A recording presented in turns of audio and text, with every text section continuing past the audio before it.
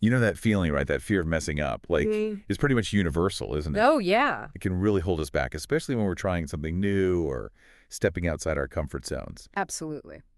So we're diving into this podcast called Fearless Foundations, Navigating the Storm of Startup Failure. Interesting title. And it's perfect for this deep dive because even if you're not, you know, building a billion-dollar tech company, Right. the ideas here are seriously useful for anyone facing any kind of challenge. I agree. It doesn't have to be just about business, right? No, not at all. So what I found fascinating was how they connect these entrepreneurial experiences to, well, like universal strategies for handling fear and uncertainty. Yeah, that's what's so cool about this kind of stuff. It's like you take these specific stories, Yeah. but then you realize, hey, these lessons apply to like pretty much everything. Exactly. And get this, they actually tied it back to the work of Carol Dweck, Oh, wow. The growth mindset researcher. the one and only.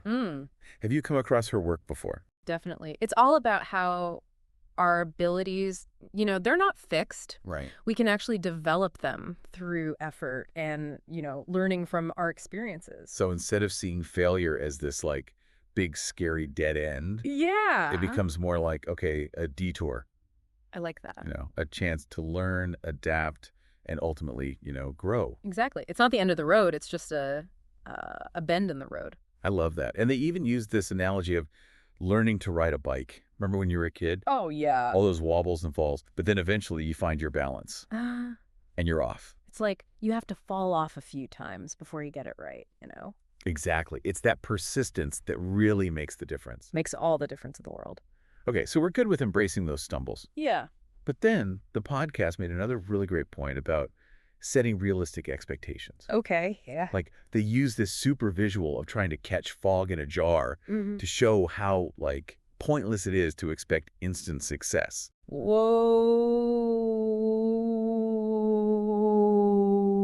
Whoa. That's such a vivid image. I can just picture it, Great. trying to grab that fog. Right.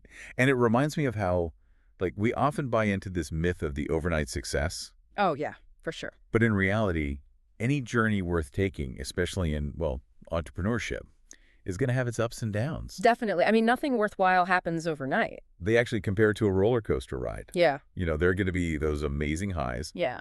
but also some dips that make your stomach drop. Oh, yeah, for sure. And you just got to hold on tight. Just got to ride it out. Which is a great reminder that even those people we admire, those entrepreneurs who seem to have it all figured out, they've faced their share of challenges, right? Absolutely. They don't just like magically get to the top. Right. And this leads perfectly to another important point they made about having a solid support system. Oh, so important. They actually called it your personal Avengers team. Huh. That's a great way to put it because just like the Avengers, each member of your support network brings their own unique strengths.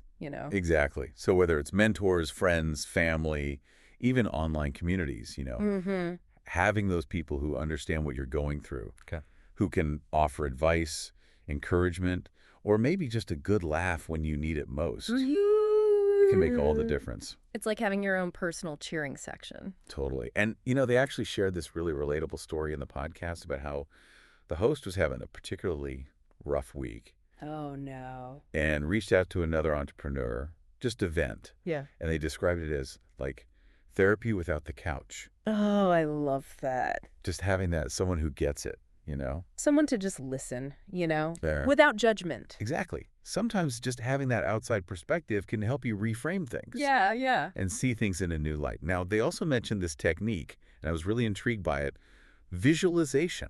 Okay.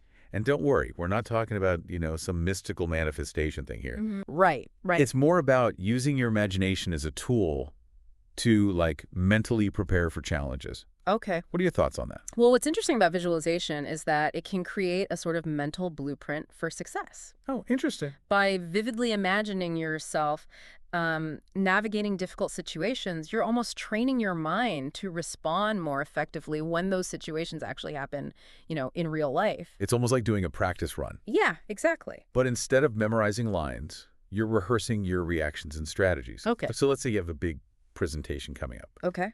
How would you approach that using visualization? Well, instead of focusing on all the things that could go wrong, Right.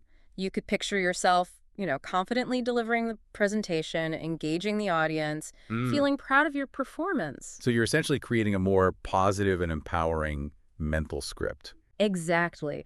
And the podcast emphasizes that visualization isn't about, denying the possibility of setbacks. It's about mentally preparing yourself to face them with resilience. So it's not about pretending everything will be perfect, No. but rather equipping yourself to handle whatever comes your way. Exactly. Now, another practical tip they offered that I thought was really valuable was the idea of creating a failure response plan. A what? A failure response plan. It might sound a bit, I don't know, formal, Yeah, a little bit. but what do you think they meant by that? Well, it sounds like maybe it's like having a predetermined set of actions you can take when things don't go as planned. Oh, okay. Instead of being caught off guard and spiraling into that, panic mode, Yeah. you have a strategy in place. So instead of being like reactive, you're being proactive. Right. You're anticipating those potential bumps in the road, Yeah, and you're creating a plan to navigate them. exactly. It's like having that emotional safety net, I like that. knowing you have a plan. Yeah. Even if it's just a basic framework, Right. can give you a huge sense of security and confidence. Totally. It's like, okay, even if this happens, I've got this. Right. It's like having a backup generator for your spirit. Yeah. Okay, so we've talked about mindset support systems and even having a plan for when things, well, go wrong. Yeah. Yeah. But there's one more piece of the puzzle the podcast highlighted that I think is so important, and it's often overlooked. What's that? Celebrating those small victories. Oh, yes. They made a brilliant analogy comparing it to building a house of cards. Oh, Each individual card represents a small win, right. and each one is crucial to the overall structure. It's so easy to get caught up in those big, audacious goals Right. that we forget to acknowledge and celebrate the small steps that get us there. It's like we're so focused on the destination, we Yeah. forget to enjoy the journey. And those celebrations, no matter how small, they can have a huge impact on our motivation and momentum. Think about it. How do you feel when you achieve something, even something small? Oh, it feels great. Does it give you a boost of energy? Right. Make you feel more confident? Totally. It's like, okay, I can do this. It's like those little wins are fuel for our spirit, Yeah. keeping us energized and, engaged in the journey. Exactly. And it doesn't have to be like some big elaborate celebration, Right. It could be as simple as taking a few minutes to savor the feeling of accomplishment, treating yourself to something you enjoy, or, sharing your win with someone who supports you.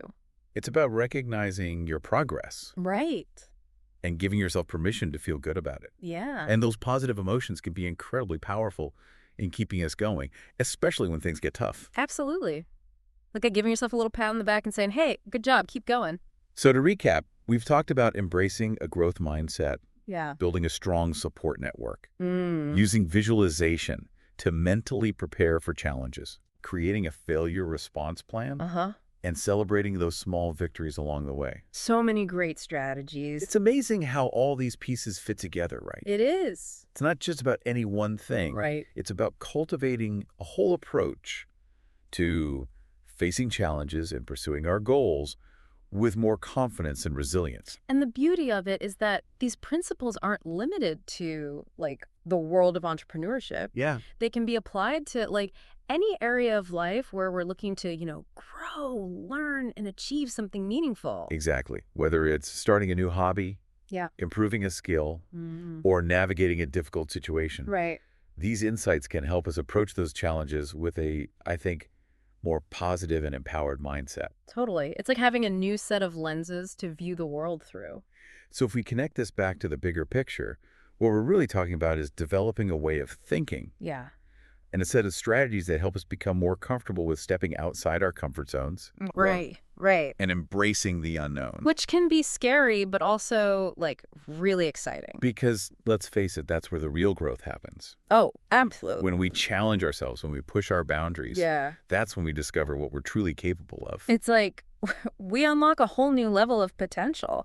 So for you listening, I think the big question here is, how can you start applying these principles to your own life? Yeah, that's the key. What challenges are you facing right now? And which of these tools might be helpful in navigating them? It's about making these insights actionable. Yes. taking those nuggets of wisdom we've uncovered Right. and turning them into concrete steps you can take. Because ultimately, knowledge is only powerful when it's applied, right? Right? Exactly. It's not just about knowing it, it's about doing it. So let's brainstorm some practical ways to put these ideas into action. Okay, love it. One of the most important things, and we touched on this earlier, is shifting your perspective on failure.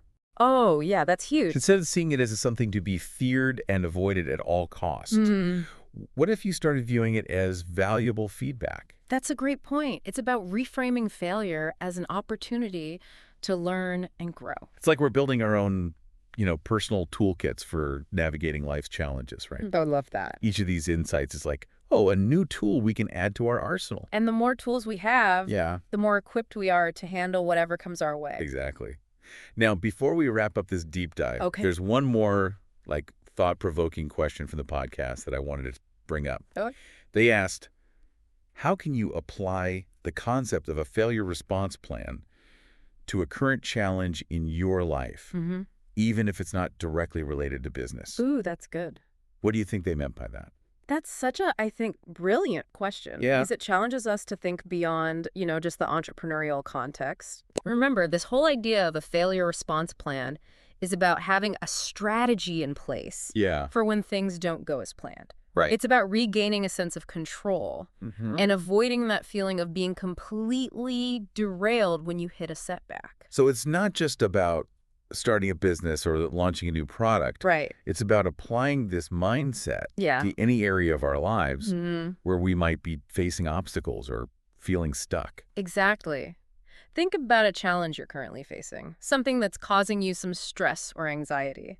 Maybe it's a personal goal you're struggling to achieve, Right. a relationship that's feeling strained, Yeah. or a creative project that's hit a wall. Oh, I've been there. How could you apply this concept of a, failure response plan to that situation? That's such a powerful exercise. Yeah. Because let's be honest, life is full of curveballs, right? Oh, yeah. Tell me about it. No matter how well we plan or how hard we work, there are always going to be unexpected challenges that, pop up. Absolutely. And that's why having this kind of mental framework in place can be so valuable. It's not about eliminating failure altogether. Right. It's about learning to navigate those setbacks in a way that helps us grow, Yeah. become more resilient, Yeah. and ultimately come out stronger on the other side. I love that. It's like we're reframing the whole concept of failure. Yeah. Instead of seeing it as something to be, feared or ashamed of, Right. we're embracing it Yeah. as an opportunity for learning and growth. And that's a really powerful shift in perspective. Isn't it? Because when we view failure through this lens, it loses its power to hold us back. Yeah. Instead, it becomes a stepping stone on our journey. So to wrap things up, Okay. I think the key takeaway here is this. Yeah. We all have the power to cultivate a more fearless and resilient mindset. Love it. It's not something we're born with. Right. It's a skill we can develop through practice, Mm-hmm. through embracing challenges and through learning from our, mistakes. And it's a journey that's, I think, worth taking. Because the more we can embrace this mindset, Yeah. the more we open ourselves up to new possibilities, new experiences, and ultimately a more fulfilling and meaningful life. Beautifully said. So to our listener, Yeah. we leave you with this invitation. Okay. Take these insights and make them your own. I love it. Experiment with them. Adapt them to your own unique circumstances Yeah. and see what happens. I never know. You might be surprised by the incredible things you're able to achieve Totally. when you embrace the power of, a fearless mindset.